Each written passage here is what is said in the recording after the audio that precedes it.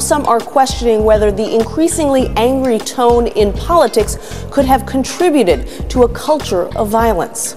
This is the morning when Washington must begin to ask the hard questions. Is what happened in Tucson the result of the mean and hateful tone?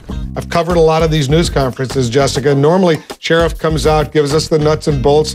This was extraordinary, what we heard from this sheriff in Pima County. That's right, because he singled out some of the political rhetoric, as you point out, in creating the environment that allowed this kind of instance to happen. It is a Republican district, so it's surprising a Democrat was able to survive it all. Giffords, a conservative Democrat, was concerned about heated campaign rhetoric from the Tea Party. Her office was trashed during the health care debate. And when she showed up on Sarah Palin's Political Action Committee website as one of those who had been targeted for this defeat. On election night in November, 18 of the politicians in the crosshairs of Sarah Palin's Political Action Committee lost, but not Gabby Giffords. This shooting came with the state of our politics seemingly nastier than ever.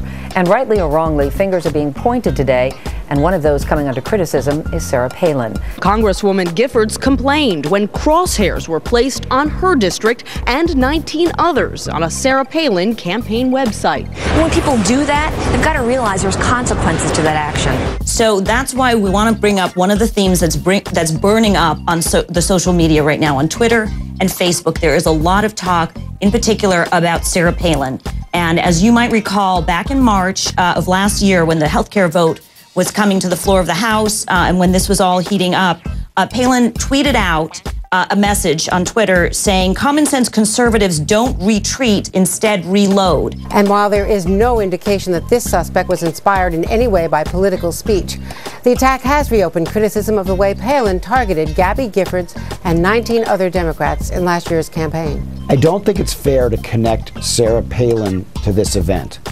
But I do think it's fair to connect Sarah Palin and others on the left and the right to the climate of violence.